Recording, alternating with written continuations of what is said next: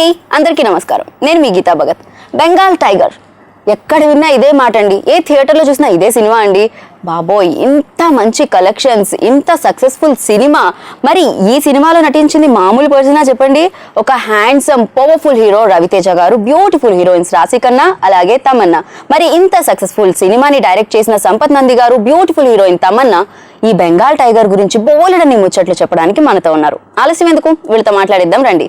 Hello అండి, congratulations అండి first of all మీ ఇద్దరికి కూడా. Thank you so much. ఇక్కడ మీరు హ్యాండ్సమ్ గా ఉన్న నా లుక్స్ కూడా అటే వెళ్ళిపోతున్నాయి, ఆ బ్యూటీ వైపు. ఎక్కడ ఉన్నా అక్కడే వెళ్తాయి కదా, అమ్మాయిలకు కూడా అటే వెళ్ళిపోతుంది అనమాట. So Tamannaah, congratulations first of all. And ఈ సక్సెస్ ని ఎలా ఎంజాయ్ చేస్తున్నారు Bengal tiger? I'm very happy for Sampath first of all, because ఆయన చాలా ఈ సినిమా మీద అంటే ప్రేమ ఒక్కటే ఉంటుంది, but one is like an obsession. ఆయన నిజంగా ఈ సినిమా కోసం he did everything he could. And ఆయనకి మంచి పేరు వచ్చింది, రవి గారికి హిట్, నాకు హిట్, రాశికి, రాధామోహన్ గారికి. So it's as a team we are all very happy. And it's also ఒక రిలీవ్డ్ అనే ఫీలింగ్ ఉంది, యూనో, బికాస్ ఆఫ్టర్ ఇంత పెట్టిన తర్వాత ఒక సినిమా మీద లైక్ ఇప్పుడు ఏమవుతుందని తెలియాలి. సో రిలీజ్ తర్వాత ఒక గుడ్, ఆల్ ఇస్ గుడ్ అని తెలిసింది. ఓకే, సో మీకే అంత ఇది ఉంటే ఆయన ప్రాజెక్ట్, ఆయన బేబీ, సో అది ఇంత సక్సెస్ఫుల్ గా అందరు ఇప్పటికీ కూడా ఎంత థియేటర్స్ లో అంత జనం అండి, ఇళ్లలో లేరు, థియేటర్స్ లోనే ఉన్నారు. సో ఇంట్లో ఉండనివ్వట్లేదు మీరు మమ్మల్ని. బెంగాల్ టైగర్ ఆ టైగర్ లాక్కెళ్తుంది. సో ఆ పవర్ఫుల్ పర్సన్ కి ఇంత పవర్ఫుల్ సబ్జెక్ట్ ఇవ్వాలని అసలు ఎందుకు వచ్చింది ఆలోచన మీకు? ఎప్పుడు వచ్చింది? ఎందుకంటే సినిమా చేయాలి కాబట్టి వచ్చింది. ఇది మీకు ఫస్ట్ ఎప్పుడో చెప్పారంట కదా? ఐడియా ఎప్పుడో చెప్పాను, బట్ కంప్లీట్ వర్షన్ చెప్పలేదు నేను. ఒక ఐడియాగా చెప్పాను 5-10 minutes. అప్పుడు ఐడియా చెప్పినప్పుడే చాలా బాగుంది ఇది అన్నారు, దాన్ని డెవలప్ చేసి రచ్చ తర్వాత మళ్ళీ చెప్పడం జరిగింది. ఓకే, సో అంటే ఇది కంప్లీట్ గా రవితేజ గారి గురించి రాసుకున్న సబ్జెక్టా? ఒక రకంగా 100% అదే కరెక్ట్ అండి. ఓకే, ఆయన క్యారెక్టర్ అలాగే డిజైన్ చేస్తేనే ఆయనకు బాగా వర్కౌట్ అవుతుందని అనుకున్నాను, బట్ ఇప్పుడు అలాగే జరిగింది. మామూలుగా రవితేజ గారిని ఇంటర్వ్యూ చేసినప్పుడు నేను ఒకసారి వేరే సినిమా గురించి అడిగినప్పుడు ఆయన సబ్జెక్ట్లో మీరు ఏది నచ్చి చూస్ చేసుకుంటారో ఈ సబ్జెక్ట్ని అని అడిగితే ఆయన చెప్పారనమాట, నాకు సబ్జెక్ట్లో కొన్ని పాయింట్స్ ఉంటాయి, సో నేను దాన్ని పట్టుకుని నేను ఇది ఆడియన్స్లోకి వెళ్తుంది, డెఫినెట్గా 100% ఇది సక్సెస్ అవుతుంది. కనెక్ట్ అవుతారు, పట్టేసుకుంటారు. ఎక్కడ కనెక్ట్ అయ్యారు మీరు చెప్పినప్పుడు? నాకు తెలిసి క్యారెక్టరైజేషన్ బాగా కనెక్ట్ అయ్యారు, స్క్రీన్ ప్లేకి బాగా కనెక్ట్ అయ్యారు. అందరూ మాట్లాడుతున్నట్టుగానే ఆ బిగినింగ్ మడ్ ఎపిసోడ్ ఉంది కదా, దానికి విపరీతంగా కనెక్ట్ అయిపోయారు. అండ్ మీరు అందరూ అనమాట, అబ్బాయిలు అందరూ ఇలా హార్ట్ పట్టుకొని చూస్తున్నారు ఫస్ట్ హాఫ్ అంతా, తమన్నా ఎక్కడ. సో సెకండ్ హాఫ్ లో కనిపించారు. సో మీకు ఈ సబ్జెక్ట్ చెప్పినప్పుడు మీరు సెకండ్ హాఫ్ నుంచి ఇలా రివీల్ అవుతారు. సెకండ్ హాఫ్ కాదు, ఇంటర్వెల్ పాయింట్ ప్రీ ఇంటర్వెల్ లో మీకు తెలిసిపోతుంది అనమాట నెక్స్ట్ తమన్నా స్టోరీ అంతా. టైమ్స్ హావ్ చేంజ్డ్ అండి, it's not about hero entry, heroine entry ఇలా కాకుండా పాత్రలు చూసుకుంటున్నాం. సో ఒక పాత్రకి ఎప్పుడు ఎంట్రీ ఇస్తే బాగుంటుంది, ఒక సినిమాకి హెల్ప్ అవుతుంది, ఒక సినిమా బాగా ఆడుతుంది దానివల్ల. ఇవన్నీ చూడడం నాకు, నేను ఫస్ట్ హాఫ్ లో లేనని అలా అనుకుంటే నాకు ఇలాంటి హిట్ వచ్చేది కాదు. Correct, that's true, you know. So you have to become and because times are changing, we also have to adapt to different ways because it's a commercial film. ఒక కమర్షియల్ ఫిల్మ్ ఎన్ని రకాలుగా చెప్పొచ్చు, there will be some limitation. You cannot put the same thing in the same space, ఎవరు చూడరు. ఏదైనా మార్చేస్తే audience కి ఒక excitement, ఒక సర్ప్రైజ్ అనేది ఉంటుంది. కరెక్ట్. అండ్ మీరు అడిగారు కదా ఒక సబ్జెక్ట్లో ఏ పాయింట్ పట్టుకుని సినిమా నచ్చుతుంది. నేను ఇలాంటి చాలా సినిమాలు చూశాను వేరే సబ్జెక్ట్ చూడండి ఎంత బాగుంటుంది, కానీ ఎగ్జిక్యూషన్ అస్సలు బాగుండదు. So I feel the director is very very crucial. Even a simple subject can be said very beautifully.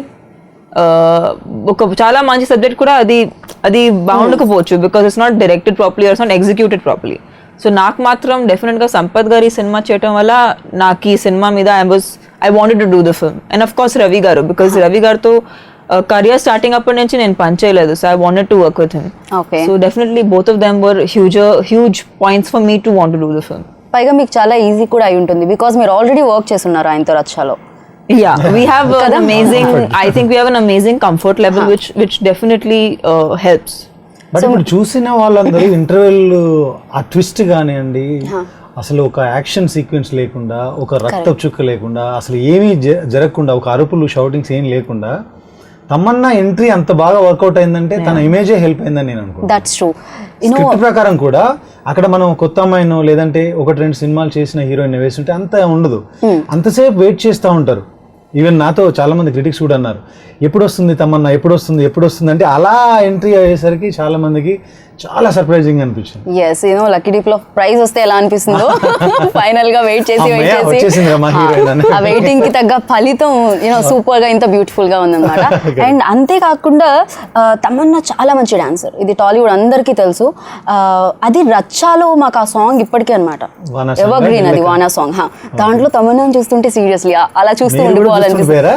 ఎవరైనా అండి, ఎవరు చూడరు చెప్పండి. ఎన్ని రియాలిటీ షోస్ లో ఆ సాంగ్ మీద డాన్స్ చేస్తుంటాం, బట్ ఎవ్రీ టైం గుర్తుపెట్టుకుంటూ ఉన్నాను అనమాట తమన్నా ఇంత బాగా చేశారు అని చెప్పి. సో ఇందులో కూడా ఒక రొమాంటిక్ సాంగ్ చాలా బాగా, ఆ డ్రాప్ అది అబ్బాయి చెప్తే ఇంకా బాగుంటుంది నాకంటే కూడా చాలా బాగా అన్నమాట, చాలా బాగా తను చూపించారు. దానికి చాలా మంచి అప్రిషియేషన్ వచ్చిందండి. జనరల్ గా లాస్ట్ 3 years గా నా ఫోను మామూలుగా రోజు ఏదో నెంబర్ ఆఫ్ కాల్స్ చాలా తక్కువ, బట్ రిలీజ్ అయిన డే నుంచి ఇప్పటి వరకు ఈ 3 years లో ఎన్ని కాల్స్ అయితే రావాలి అన్నకి డబుల్ వచ్చేసింది. అందులో చాలా వరకు కాల్స్ చూపులతో సాంగ్, ఆ వాటర్ డ్రాప్ మీద అలా ఎలా చేశారు అంత పొయిటిక్ గా, అది చాలా బాగుంది అది అని చెప్పేసి అంత మంచి అప్రిషియేషన్ వచ్చింది. అంటే దాన్ని క్యారీ చేసిన తమన్నాకే ఆ క్రెడిట్ ఇవ్వాలి 100%. ఓకే, దెన్ ఫస్ట్ మీకు సంపత్ గారు చెప్పినప్పుడు ఇలా ఉంటుంది ఒక డ్రాప్ ఇలా, సో దీంతో ఇలా ఉంటుంది, ఇంత బ్యూటిఫుల్ గా మీరు ఎక్స్పెక్ట్ చేశారా ఆన్ స్క్రీన్ చూసేటప్పుడు? వెల్, నాకు ఫుల్ నమ్మకం ఉంది యాక్చువల్లీ సంపత్ గారి మీద.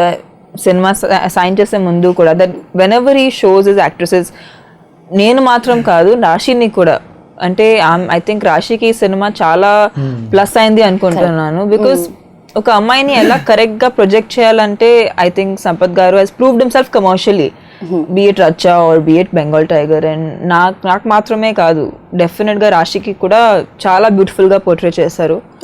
And I think now it's going to be an expectation out of Sampath garu. ప్రతి సినిమాలో ఆయన హీరోయిన్స్ ని ఇంకా బాగా చూపించాలి, ఎలా కొత్తగా చూపిస్తారని ఎదురు చూస్తారు. ఎస్, కొత్త సబ్జెక్ట్, కొత్తగా దాన్ని చూపించడం, ప్రెజెంటేషన్, దాంట్లో క్యారెక్టర్స్ అందరినీ కూడా కొత్తగా, అప్పటి వరకు ఉన్న వాళ్ళు వేరు, అండ్ సంపత్ నంది గారు డైరెక్షన్ లో చేసిన తర్వాత వాళ్ళు ఇంకొంచెం కొత్తగా కనిపిస్తూ ఉంటారు. లెవెల్ ఉంటుందండి తమన్నాతో ఎవరు వర్క్ చేసినా, ఎనీ డైరెక్టర్. నేను ఆ సీన్ అనుకున్న తర్వాత ఫస్ట్ షెడ్యూల్లో చేయలేదు, నేను చెప్పాను when ever you feel comfortable నేను అది అలా ప్లాన్ చేస్తానంటే, నా కంఫర్ట్ కాదు మీరు ఎప్పుడు చేయాలంటే అప్పుడు చేయండి అని చెప్పి అంత నా మీద భరోసా పెట్టుకుంది. ఇప్పుడు ఆ విషయంలో ఇప్పుడు మనం ఏదైతే సినిమాలో చూసామో అంత బాగా రావడానికి ఆర్టిస్ట్ ఎప్పుడైనా మనల్ని నమ్మితే అండి, మనకు ఒక కమర్షియల్ సినిమా చేసేప్పుడు, ఇలాంటి ఒక క్యాన్వాస్ లో పెద్ద సినిమా చేసేప్పుడు మనకు కొన్ని లిమిటేషన్స్ ఉంటాయి. ఆ లేయర్ తెలిసి ఉండాలి డైరెక్టర్ కి. అది నాకు తెలుసని తను నమ్మడం నిజంగా అది నేను అమ్మాయికి థ్యాంక్స్ చెప్పాలి ఆ విషయంలో. డెఫినెట్ గా. సో అలా మొత్తానికి ఆ సినిమా స్టార్ట్ అయింది, దాంట్లో క్యారెక్టరైజేషన్స్. సో ఒక్కొక్కళ్ళు రవితేజ గారు, తమన్నా గారు అందరూ ఫిట్ అయిపోయారు. రాశి గారిని ఈ క్యారెక్టర్ కి కరెక్ట్ యాప్ట్ అని ఎప్పుడు అనుకున్నారు? అంటే నేను యాక్చువల్గా ఈ సినిమా కమిట్ అయ్యేప్పుడు తన ఫస్ట్ సినిమా హిట్ అయింది కదా, ఆ తర్వాత అమ్మాయిని అనుకోవడం జరిగింది కానీ సినిమా చూడలేదు అప్పటికి. తర్వాత నాకేంటంటే ఒక కొత్తగా వచ్చిన అమ్మాయి కావాలి. ఇప్పుడు ఎలాగైతే ముందు చెప్పాను ఇంటర్వ్యూలో వచ్చే ఆ మీరా క్యారెక్టర్కి నాకు తమన్నా కావాలి, ఎందుకంటే తన ఇమేజ్ కావాలి, తను క్యారీ చేసే విధానం. సెకండ్ హాఫ్ లో ఇమీడియట్ గా హీరోకి దగ్గర అవ్వాలి కదా, అలాంటి టైంలో మనం క్యారెక్టర్ని ఎస్టాబ్లిష్ చేసి అతను ప్రపోజ్ చేసేలా చేయాలంటే మనకు టైం పడుతుంది స్క్రీన్ మీద. కాబట్టి ఇది ఫిక్స్ అయిపోయాను నేను. నెక్స్ట్ వచ్చే వాళ్ళు ఎవరంటే ఫ్రెష్ గా ఉండే అమ్మాయి కావాలి. సో అందుకని తమన్నాను రాశి అప్రోచ్ అవ్వడం, తను కూడా క్యారెక్టర్ విని ఇమీడియట్ గా నేను చేస్తాను సార్ అని చేసింది. You know what I like about Raashi's character is, మామూలుగా ఒక సినిమాలో 2 హీరోయిన్స్ ఉన్నప్పుడు ఒక క్యారెక్టర్ ఇండియన్ గా పెట్టుకుంటారు, ఒక క్యారెక్టర్ చాలా బాగా వెస్టర్న్ గా పెట్టుకుంటారు. I don't know why, but I think they want a balance కోసం. But I like the fact that Sampath kept both of us very strong. ఒక అమ్మాయి చాలా సటిల్ గా, ఒక అమ్మాయి చాలా స్ట్రాంగ్ గా చేయకుండా he kept both of us at par, which actually shows women in a better light. You know, and I like that projection. I thought she came across as a strong, traditional yet strong kind of personality, not somebody who's very meek, లేకపోతే you know అలాంటి కాకుండా strong గా అనిపించింది, which I really liked. Seriously నిజంగానే చాలా సినిమాల్లో చూస్తే అలానే అనిపిస్తుంది. ఒక అమ్మాయి గుడిలోంచి వస్తుంటే ఇంకొక అమ్మాయి పబ్ లోంచి వస్తుంటే I don't know what that logic is. So మీ సినిమాలో అలా జరగదు. సో ఎందుకని అలా ఆలోచించడం? అంటే నేను అలా ఆలోచించి ఇప్పుడు కావాలని ట్రెడిషనల్ గా కావాలని మోడర్న్ గా అలా పెట్టాలని నాకు అనిపించలేదు. అమ్మాయి కెనడాలో చదువుకున్న అమ్మాయి, ఆ అమ్మాయికి మోడర్న్ గా ఉండడం తెలుసు, సంప్రదాయాల్ని పాటించడం కూడా తెలుసు, అదే పెట్టాలనుకున్నాను. తన మీరా క్యారెక్టర్ ఏంటంటే తను ఫస్ట్ నుంచి కూడా బయట ఫ్యాషన్ డిజైనింగ్ ఏదో చేసిన అమ్మాయి, సో కాబట్టి అమ్మాయి మోడర్న్ గానే ఉంటుంది. అలా అంటే మీరా మోడర్న్ గా ఉందండి, నా శ్రద్ధను తీసుకెళ్లి ట్రెడిషనల్ గా చేయాలని నాకు అనిపించలే యాక్చువల్లీ. ఓకే, సో ఫస్ట్ మీరు కెరియర్ స్టార్ట్ చేసింది రైటర్ గా కదా, కరెక్ట్? టాస్క్ కదండి, అంతకుముందు భద్రాచలం, ఆయుధం లాంటి సినిమా అవన్నీ చేశారు. అండ్ టాస్క్ కి మంచి పేరు వచ్చింది మీకు అక్కడ నుంచి డైలాగ్ రైటర్ గా. అండ్ ఇందులో కూడా డైలాగ్స్ అదిరిపోయాయండి. రవితేజ గారిని దృష్టిలో పెట్టుకొని రాసినట్టున్నారు. నాకు తెలిసి పెన్ రవితేజ అనగానే అలా వెళ్ళిపోతుందంటుంది కదా. ఆయన మైండ్ లో వస్తే ఆటోమేటిక్ గా ఆ డైలాగ్ కూడా అలా పంచులు వచ్చేస్తా ఉంటాయి. ఓకే, సో రవితేజ గారిని ఏంటంటే ఇప్పటికీ ఆయన బోలెడు సినిమాలు చేసేసారు, ఎన్నో క్యారెక్టర్స్ లో ఆయన చూసేసాం. ఎప్పుడు అనిపిస్తుంది రవితేజ గారు కొత్త సినిమా వచ్చినప్పుడు ఇంకేం కొత్తగా ఉంటుంది, ఆయన ఇంకేం చేస్తారు? బెంగాల్ టైగర్ చూసాక దగ్గర నుంచి ఆయన కాస్ట్యూమ్స్ దగ్గర నుంచి సాంగ్స్ దగ్గర నుంచి ఈవెన్ ఆయన టీషర్ట్స్ అలా చూపిస్తారు అంతే. ఆయన బూస్ట్, ఆయన ఒక రెడ్ బుల్, ఆయన ఒక ఎనర్జీ ప్యాక్ ఆయన. ఓకే, సో ఆ ఎనర్జీని కరెక్ట్ గా మీరు ఏమంటారు, ఎక్కడెక్కడ మనకి కావాలి ఏంటి ఆడియన్స్ కి? ఇంకా చాలా ఉంది ఆయన దగ్గర, కొంత యూజ్ చేసుకున్నాం అంతే. ఓకే, సో ఎంతో పొటెన్షియాలిటీ ఉంది, దాన్ని కరెక్ట్ గా ఇంకా యూజ్ చేసుకుంటే ఆయన అసలు బిగ్గెస్ట్ బ్లాక్ బస్టర్స్ ఇవ్వగలరు. ఆయన ఎనర్జీతో చాలా సందర్భాల్లో చాలా మంది హీరోలకు ఏంటంటే ప్రాపర్ స్టోరీ ఉండాలి, కానీ రవితేజ గారికి 100% స్టోరీ కూడా 50 మార్క్స్ పడేంత స్టోరీ ఉన్నా తన షోల్డర్స్ పైన మోసుకెళ్ళగలరు. అంత ఎనర్జీ, అంత అది ఉంది ఆయనలో. మీరు చెప్పండి, ఆయనతో యాక్టింగ్ చేయడం ఎలా అనిపించింది మీకు? ఆయన సినిమాలు స్టార్టింగ్ అప్పటి నుంచి చూసాను. And I always wondered, is it only these very heavy duty energetic characters దాన్నే మాత్రమే ఆయన చేయగలరా, లేకపోతే there is more to him? And when I worked with him on Bengal Tiger, నాకు అనిపించింది that that's not what he is all about. There is so much more depth. అంటే ఒక emotional scene పెట్టినప్పుడు ఆయనకున్న కన్విక్షన్ అనేది లేకపోతే depth అనేది చాలా ఉంది. So I feel like he is definitely an all rounder in terms of actually Sampath గారు కెప్ట్ రొమాంటిక్ సాంగ్, లేకపోతే మామూలుగా ఆయన అలాంటి మాస్ సినిమాల్లో ఒక అంత స్లో రొమాంటిక్ సాంగ్ అసలు ఉండదు. యూనో ఎక్కడో డాన్స్ చేస్తూ ఉంటాం, but they will never be a slow song. But he can carry of romance to fun to extremely in depth emotion to anything. So I think ఆయన plus point అనేది energetic ఉండడం మాత్రమే కాదు, but a lot more many other things. So I'm sure that ఫ్యూచర్లో కూడా ఆయన ఇంకా you know మాకు చూపిస్తారు what else he can do అనేది ఇంకా మాకు తెలుస్తుంది. సో ఇందాక సంపత్ గారు చెప్పినట్టు కంప్లీట్ గా ఫుల్ ప్యాకేజ్ అనమాట ఆయన. సో ఆయనలో లేనిది లేదు. సో సీరియస్లీ ఒక డైరెక్టర్కి ఏంటంటే ఒక యాక్టర్ తన సబ్జెక్ట్ని కంప్లీట్ చేసినప్పుడు అండ్ ఆ డైలాగ్ని కరెక్ట్గా ప్రొనౌన్స్ చేసినప్పుడు చాలా హ్యాపీగా అనిపిస్తుంది. అండ్ ఆయన మాడ్యులేషన్ అండి, డైలాగ్ మాడ్యులేషన్ సూపర్బ్ అసలు. ఆయన టైమింగ్ అయితే అమేజింగ్ అనిపిస్తూ ఉంటుంది. సో చాలా మంది అన్నారు నాతో చల్లగా ఉంటాను, సీరియస్లీ నేనేం చెప్పలేదు ఆయనకి, డైలాగ్ చెప్పాను అంతే. అది మిగతాది ఆయనే చేశారు, ఆ వేరియేషన్ ఒక్కొక్క డైలాగ్ కి. అలాంటివన్నీ ఆయనకి అసలు కేక్ వాకండి అలా చేసేస్తారు. సో ఒక్కొక్క డైరెక్టర్ ఒక్కొక్క సినిమాలు చేస్తారు అంటూ ఉంటారు. ఒకళ్ళు మాస్ సినిమా బాగా చేస్తే ఇంకొకరు క్లాస్ సినిమా బాగా చేస్తూ ఉంటారు, కొంతమంది సెంటీ సినిమాస్ బాగా చేస్తూ ఉంటారు. బట్ సంపత్ నంది గారు ఏ ఎమోషన్ ని బాగా క్యారీ చేస్తారు, అంటే బాగా హ్యాండిల్ చేస్తారు, బాగా చూపిస్తారు? ఆయన ఏం మీద దృష్టి పెడితే దాన్ని బాగా నేను ఇంత పెద్ద క్వశ్చన్ అడిగాను, సీరియస్లీ వెరీ రేప్ అయినా హారర్ ఫ్లిక్ తీసుకుంటే కూడా దాన్ని కూడా హ్యాపీగా ఎగ్జిక్యూట్ చేస్తారు. బట్ ఆయన అలా అక్కడికి వెళ్ళాల్సింది. సో సినిమా అంతా మీరు చేసేసారు, మేము చూసినప్పుడు అయితే చాలా చోట్ల కనెక్ట్ అయ్యాం అనమాట. అంటే లైక్ సూపర్ వావ్ మూమెంట్స్ చాలా ఉన్నాయి ఇందులో. అండ్ మీరు చూసినప్పుడు, మీరు చేసేసారు, మీకు తెలుసు సబ్జెక్ట్ మొత్తం ఏంటి ఏం జరుగుతుంది అని, బట్ మీరు కనెక్ట్ అయిన పాయింట్ ఎక్కడ చూస్తున్నప్పుడు definitely interval is not because I am getting introduced in that. I'm trying to be just passionate about it. But definitely గా అంటే ఒక ఆడియన్స్ గా it's not a point where they will expect me to come. Okay maybe interval తర్వాత వస్తుందని అనుకోవచ్చు, కానీ ఆ point లో వస్తున్నా అనేది అనుకోరు.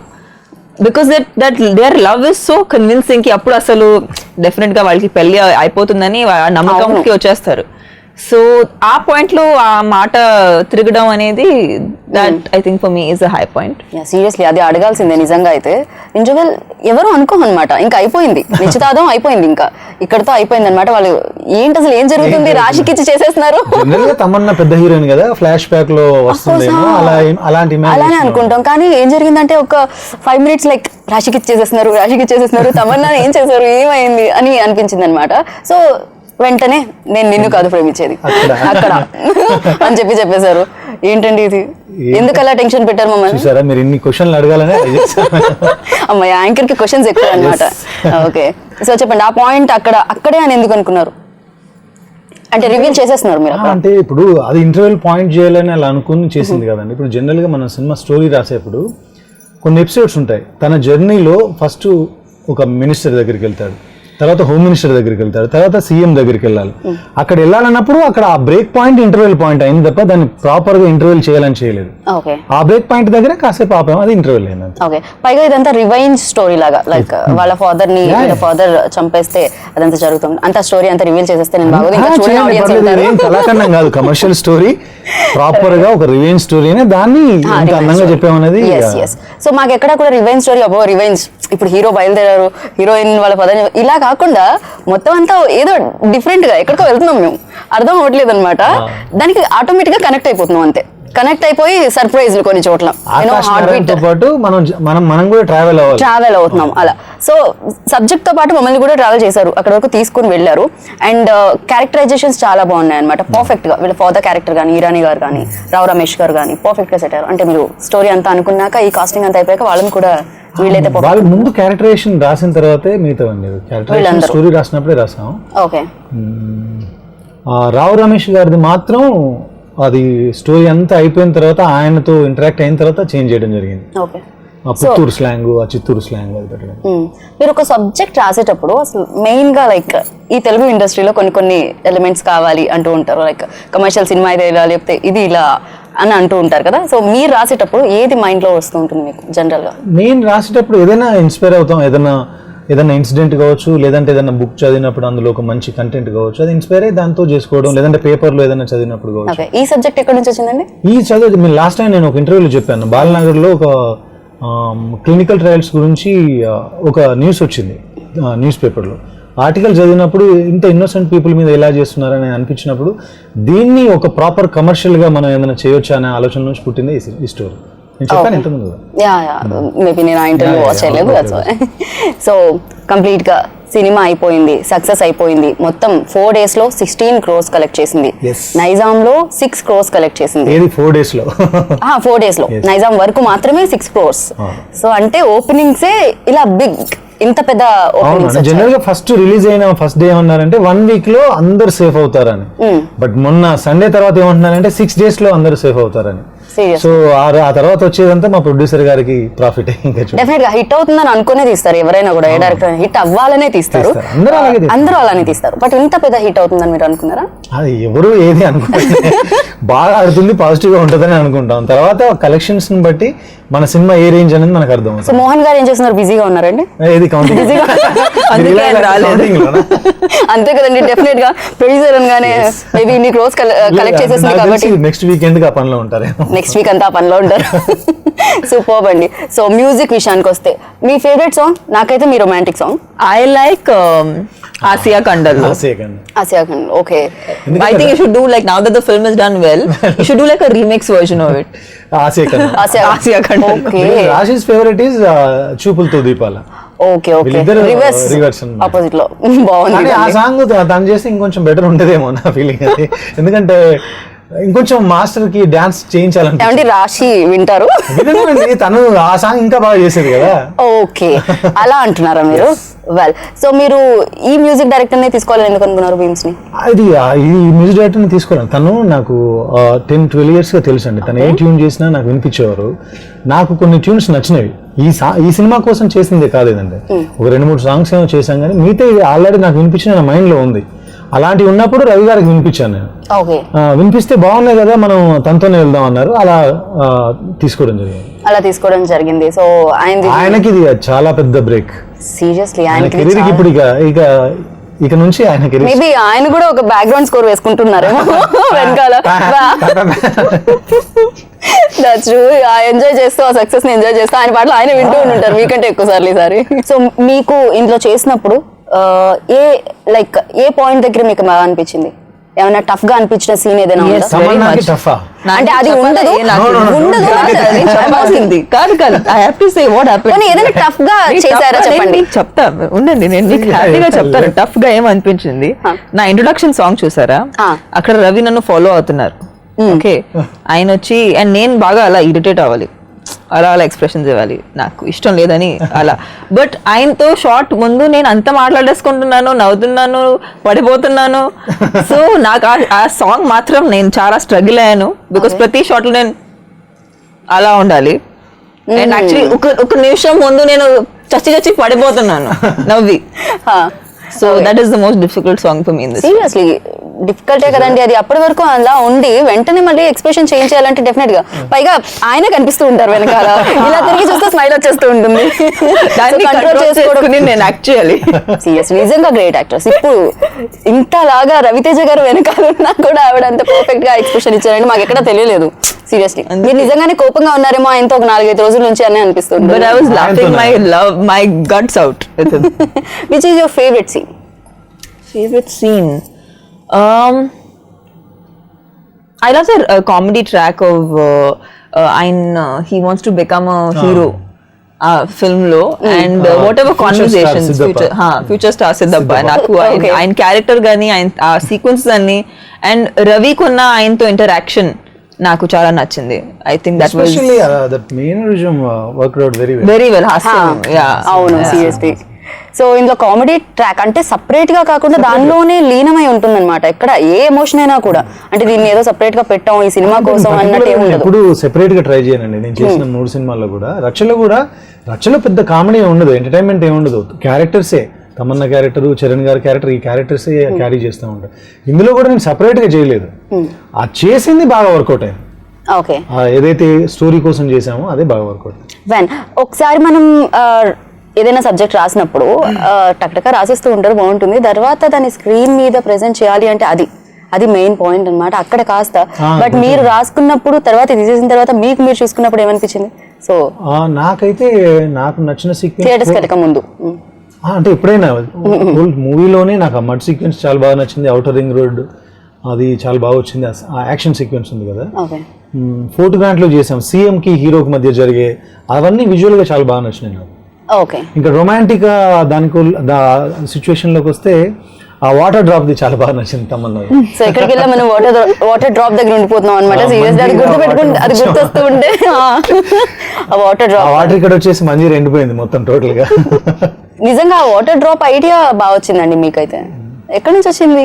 వానా సాంగ్ నుంచి వచ్చింది.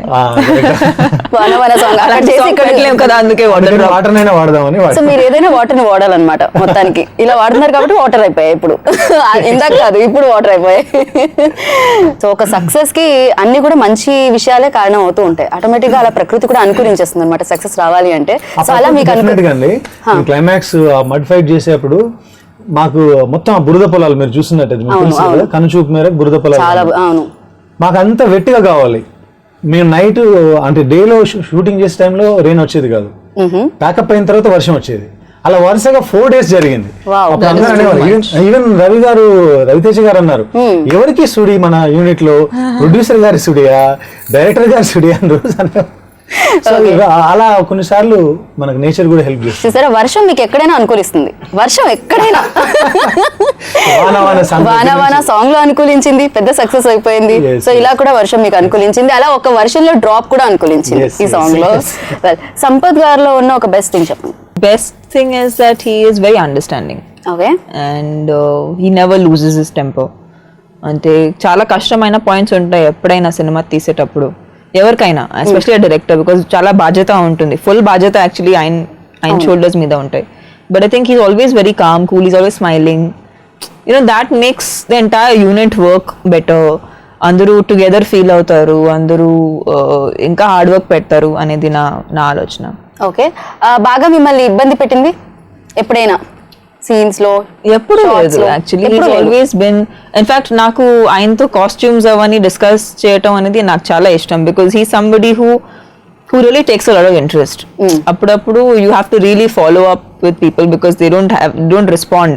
బట్ ఆయన ఆల్వేస్ ఆయన చాలా ఫస్ట్ ఏదైనా ఒక ఫోన్ కాల్ వస్తే he immediately responds. Okay. So I feel that makes him very likable.